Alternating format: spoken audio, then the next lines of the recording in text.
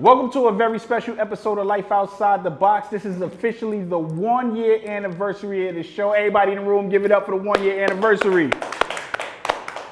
Yeah. And I'm very happy to have a very special guest for the 1 year anniversary. It's my man D. D, what's going on, baby? Good. How you feeling? Yeah, finally. I've been trying to get you on this show forever, bro, and you finally here. Sure, today was the day. Yeah, see, for the 1 year anniversary, look at that. Full circle, everything go full circle. So how you been, man? What's going on? Chilling, man, can't complain, just working, sneakers. Good. Now, for those of y'all that don't know, this man right here, he says he doesn't call himself a sneakerhead, but I call him a sneakerhead. I've known him a very long time. And we just reminisce on a crazy story that we used to do shit back in the day. We might get into it later. But for those of y'all that don't know, this man, he is a sneaker cleaner. He's a sneaker reseller, which we're gonna get into because you know how we feel about them on this show. And he also does something a little different, which is why I respect it a lot more. He does the sneaker raffles. So tell the folks about the sneaker raffles and how you really get into stuff like that. Well, with the raffles, it's an easier way to get rid of the shoes. As far as buying shoes and reselling shoes, that's all good, but sometimes it slows down. You can't get rid of stuff. You got right. Money in shoes. You may have $10,000 stuffed in shoes that you can't get rid of. So why not start a $20 raffle? Give people a chance to win shoes for as little as $10, $15, $20. Right. Set rules. Start a fan base as far as, social media. Yeah. Get them following you, get everything going with the Cash App, fill that list up, get that bingo machine going, and the rest is history. Yeah, and it's super dope how you do it because he will literally have maybe a selection of 20 different sneakers, all different size variations. And what you do is you'll Cash App him $20 for a slot. Do you have a limit of how many slots you can buy? Yeah, 5 per person. Okay, so 5 per person. So you pay $20 a slot. He does the bingo wheel where he picks the number. Live too. And it's live. He does it on Instagram Live, so you get it in real time. And if your number gets picked, you are the winner of that sneaker. Some people pay $20 for a slot and win a $300 sneaker, and some people pay $100 for their slots and win a $300 sneaker. So it's all a matter about the luck of the draw, and I think that's really dope because like you said, it gives people an opportunity to just try their luck with a shoe. They may hit big or they may not, but it keeps people wanting to come back. Like, oh, I only spent $20. I could afford another $20 this week for one of those. You know what I'm saying? Right. That's dope. How did you get into that? Well, a good friend of mine, he was doing it, and I just felt like he wasn't doing it enough. He's telling me, yeah, I know. I felt like he was being a little lazy with it, but he put me on the game, and I ran with it, and it actually did a little better for me. Okay. And then once it did a little better for me, it did better for him. So it is what it is. One hand wash the other, both wash his face. That's how it goes. I like that. So now let's get into a little bit of your cleaning side of things. How did you get started with that, and where has that taken you as far as the sneaker culture? As far as the cleaning goes, I used to watch my uncle clean his shell toes in the bathroom. My grandmother be complaining. He put them on the roof of the house to dry. When I'm little, so I'm not knowing what's going on. Then my cousins down the block from me, the Mac family, they started.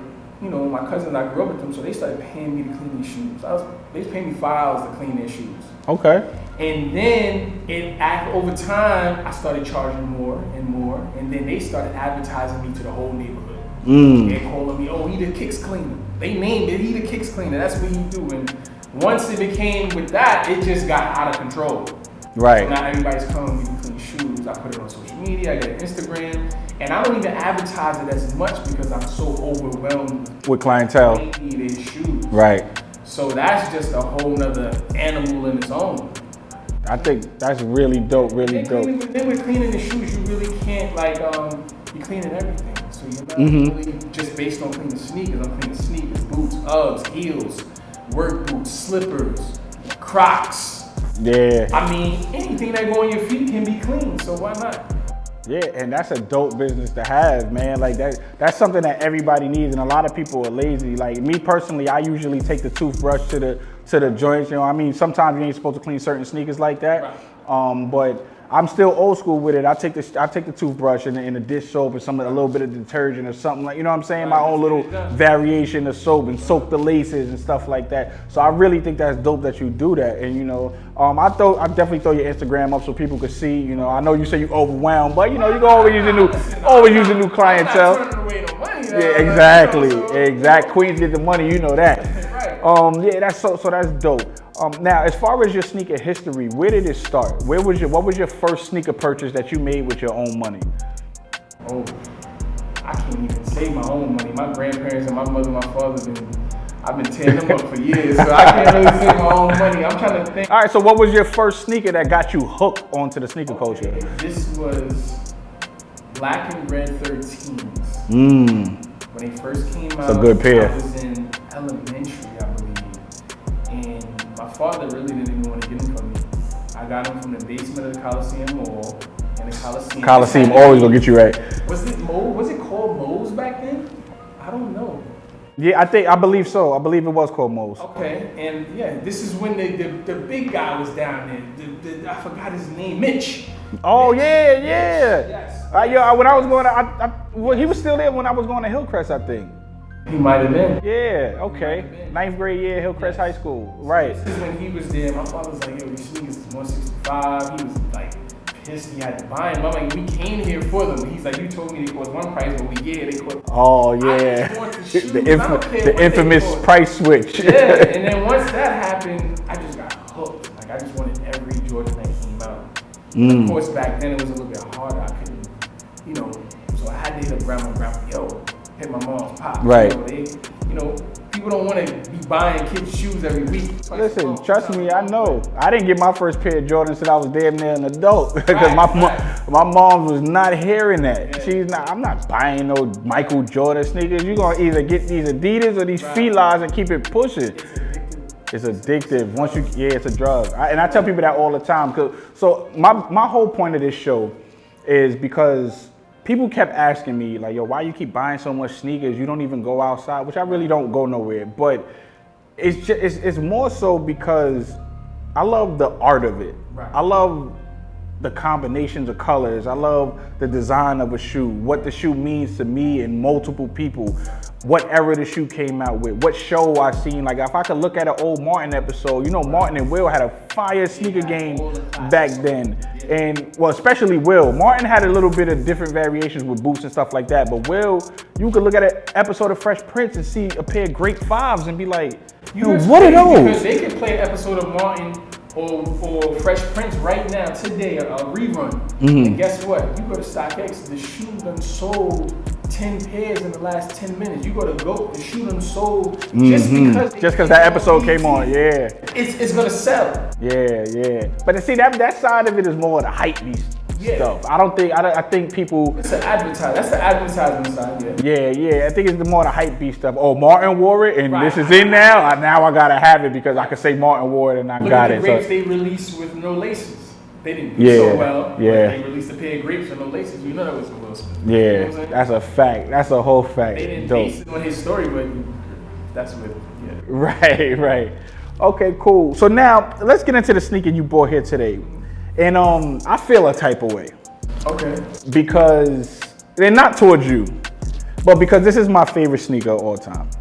And I've never had a pair, never owned a pair. Anytime they came out, it was always some life experience or money problems or anything. It was always a reason why I never was able to get a pair of these sneakers. So the fact that you are the first person to bring these here is just mind-boggling to me. I would have thought I would at least had them 2 times already on the show. But you bought the first pair. They are my favorite pair, and they're your favorite as well. Yeah. So let's get into the sneaker. For those that, y'all gonna see what this is. I talk about this sneaker almost every episode. Let's get into this sneaker.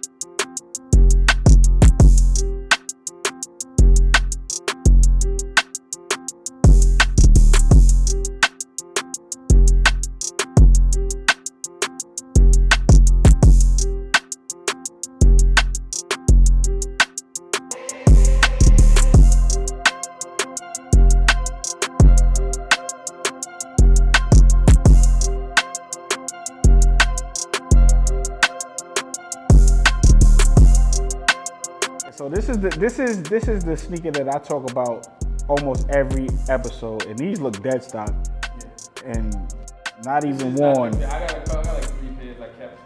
So this is one. Not even worn. Everybody, get introduced to the Infrared 6. When I tell you, this is my kryptonite. This is only like my second time even holding one. You know what I'm saying? This sneaker to me, it's so simple, but it stands out in so many different ways, which is why I love this sneaker so much. The new buck on here is very just butter smooth. The red accents, this shit is gonna catch your eye from a block away, and it's such a simple palette. Which is why it makes it my favorite sneaker.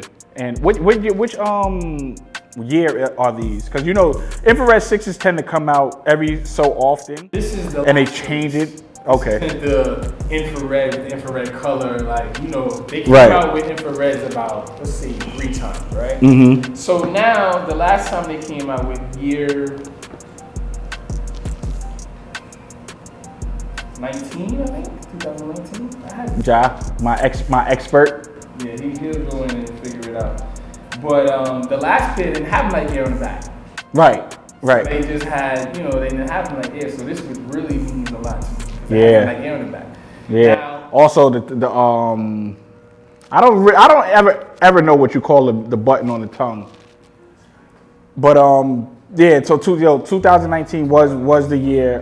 But it also has this Nike the little shoelace holder is what I don't know what it's called, but I know they have them on the 5s. I know they have them on the 6s, and it's just is really, really dope to me. But this sneaker is so special.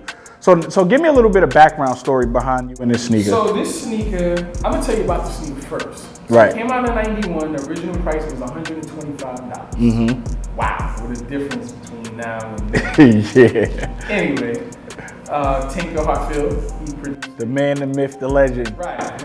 And he based it off of basically cars. Michael Jordan's love for cars. So that's what he based the shoe off of. Mm-hmm. You know what I mean? So that's basically the Which shoe. I'm trying to remember. The 6's design, is it after Jordan's Porsche? I know the 14s is designed after Jordan's Ferrari. Right. But I'm not sure. We're gonna fact check that because See, when they tell you the history of the shoe, it doesn't specify which car it was for. Mm-hmm. The 14 was definitely for the 14 was definitely for the Ferrari, yeah. So with this shoe, this was the last shoe that they had with the Nike Air before he switched over to Jordan brand. To Jordan brand, yes. Right. Absolutely. So the Jordan 6 was the last one. And I mean, to me, they had, they came out with a bunch of different colors and stuff like that. So I think the original colorway is always the better colorway.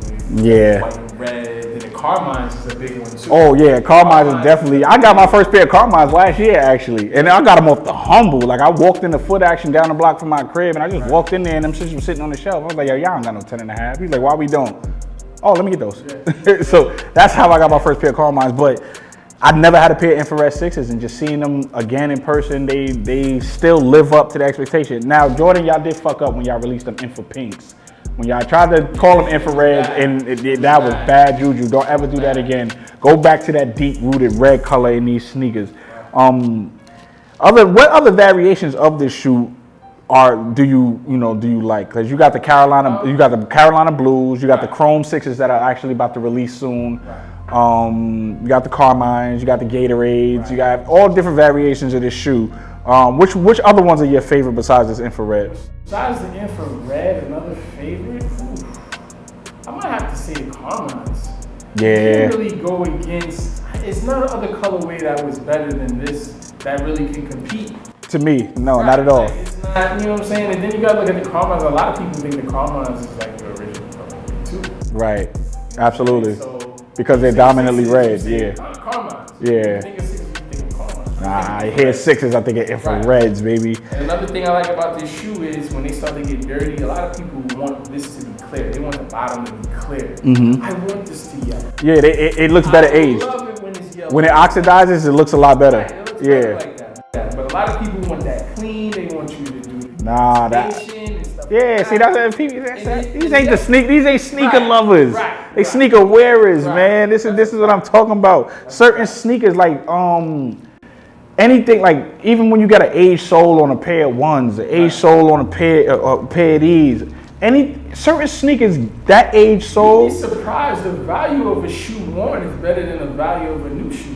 I believe that. I 100% believe that. Because you'll have a pair of, say you got a pair of Chicago's right now. Mm-hmm. If you never wore them, guess what? They gonna fall apart. It's Yeah. been so long. Yeah. You know what I mean? They're Depending gonna on crumble. what year release you have, Mhm. after a while you don't wear those shoes, they're gonna fall apart even if they're brand new. Yeah. You can't just have a shoe sitting in a box for 10, 15 years, or I never wore them, I still got them. You don't. You can't wear them now. You can't. That's why I tell y'all all the time, wear your sneakers. That they're not made to sit in a closet. They oxidize. They crumble when you put them on your feet if you don't wear them after a while. You have to wear your sneakers. They hold value. Look at the difference between an Air Jordan and a foreign shoe. Mm-hmm. Jordans hold more value than a foreign shoe. Absolutely. You know what I'm Absolutely. The foreign shoes don't go up in price. You could buy a fucking Balenciaga for $800. It's gonna stay that price. You're not gonna be able to resell that pair for $1,600. Right. But you buy a pair of sixes for $200. Right. Infrared's probably online going for $600 right now or $800 right now, depending on what site you're gonna get them from. Right. So it triples its value. And what year, which pair you got. And it goes by the year as well. By the Absolutely. year, a lot of people think, oh, I got this shoe, I got that shoe, but the color may be different.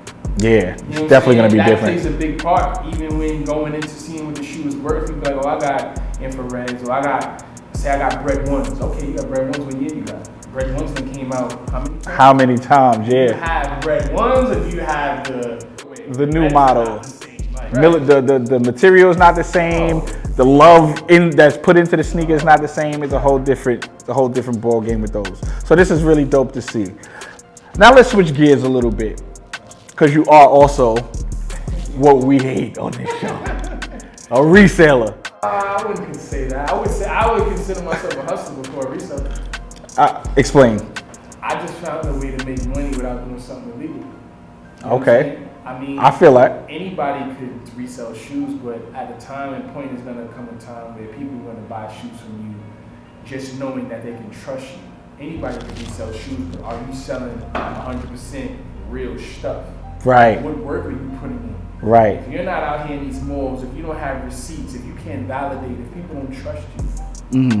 you know what I'm saying? People are gonna hate you, especially the store owners. I mean, not store owners, but these managers at these stores. Mm-hmm. They'll say, oh, we hate resellers. Oh, this person can only get one pair. Oh, you can only get one pair of this.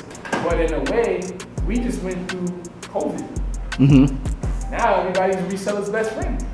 Right? Because if you wasn't still reselling, they wouldn't be making no money. They still be laying off people, closing stores and stuff like that. So, you know, they can hate the reseller, but I'm gonna get my money. I ain't gonna worry about that. You know what I'm saying? I mean, listen, I respect that. This is my issue with resellers. You, and not because you my man and I know you for a while, you're different to me when it comes to reselling. Why? Because I know the type of man you are. I know who you are as a person.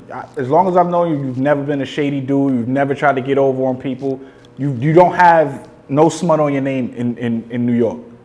And anywhere for that matter. You do good business, man. But this is my issue with resellers. Dunks. 110 retail.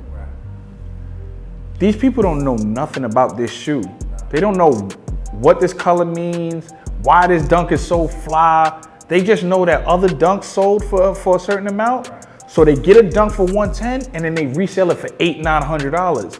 It's like, yo, what are you doing, bro? Well, in a situation like that, you gotta realize a lot of these people are not even paying retail for them.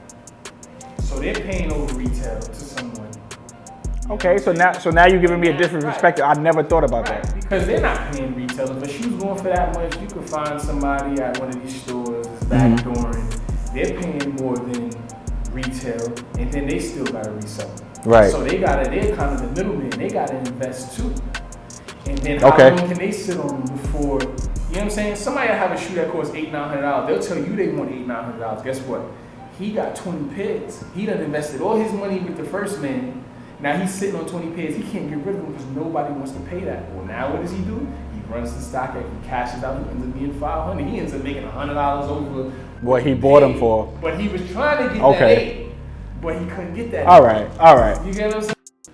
I'm gonna be honest with you. I've had such a hatred for resellers. I never even looked at it from that perspective, as they bought it from somebody else for over retail. Right. My whole thing is like, oh, sneakers that they got it for $110 and they selling it for that. Nah. They hustle. So- They hustle. A lot of these dudes like. I respect it. So resellers, I'm sorry. He just put it in perspective for. He gave me another perspective of it. All right, whatever. Too, a lot of these dudes.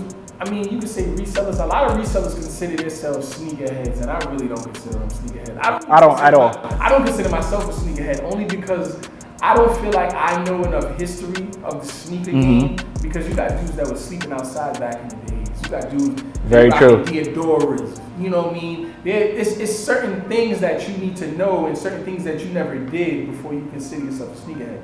A sneakerhead is not someone that just has a $500, 500 pairs of sneakers. Right. You know no history. You're going after all of the popular stuff. Right. You being a hype beast. You're being a hype beast. A lot of dudes won't even wear these. Yeah. They're not hot. I don't know why. Right. Like, okay. I'm Fire. not about that. Those Bo Jacksons, all that, Like, Andre Agassi's, all like sneakers like that is iconic. Yeah. Griffey's, stuff like that. Like, I don't understand. dudes they just know resale. Yeah. But they'll say, oh, I'm a sneakerhead because I got 500 pair of shoes on my own. But all you know is resale. All you know is go get a bunch of shoes and resell them. Yeah. You don't know what Shell Toes did back in the day with Run DMC. You don't know what Puma did back in the day, and you know what I mean, Converse. Like, these dudes don't be knowing all that. But they'll say they do. But as soon as you start kicking some knowledge to them, they say they're looking at you like you're crazy. Yeah. See, people don't even know that, Puma and Adidas, they're family. Yes. Why they're family? Two brothers starting the company, and they arguing and shit, and now they got two separate companies, and I'm gonna be better than you, and no, I'm gonna be better than you, and that's Pumas and Adidas. People don't know that. They just think, Nipsey wore Pumas, so I'm gonna start wearing Pumas. Jay wear Puma, I'm gonna start wearing Pumas.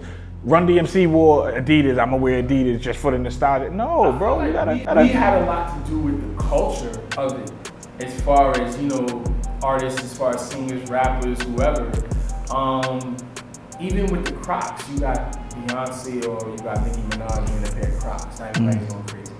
Yeah. You know what I'm saying? Yeah. It's stuff like that. I feel like as long as we as a people, and it doesn't even have to be about race, it's us as a people. Yeah.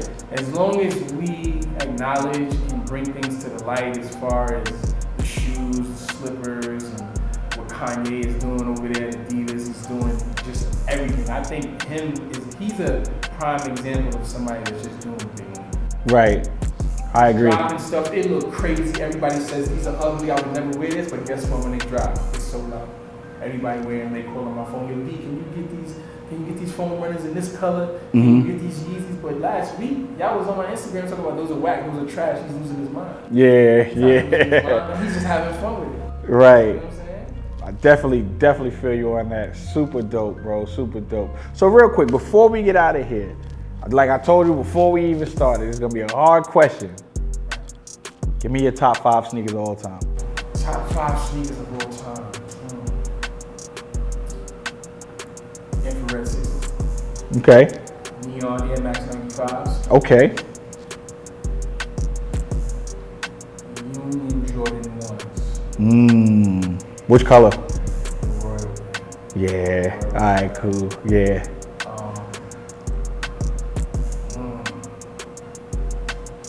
I'm gonna throw white and white Air Force Ones in there. Listen, we New Yorkers, baby. We from New York. You gotta throw that in there. Air Force One took over, and that was a New York sneaker before Nelly did that song. Shout out to you though, Nelly. And my last one, what was that? 3? That was 4. That was 4. My last one, I'm gonna say Bread Jordan 1s. I have. You like the Breads over the Chicagos? Yeah. Chicago's is a tough one. You see they coming out with the reimagined pit. Yeah. Don't sleep. Yeah. And don't just get one. Yeah. You need 2 or 3 of those. Yeah, you do. I'm gonna go for them. I'm gonna go for them for sure. But it's so dope. Listen, it's been a pleasure to have you on this episode, the special 1-year anniversary episode of this show. Thank you for finally getting to this show. Yeah, I've been so busy, man. Nah, listen, I respect it, but you made it here like you said you would. You was a man of your word, and I appreciate it. Before we get out of here, I just want to throw a big shout out to 2916 Clothing Line. Support Black-owned business right here. Go check them out.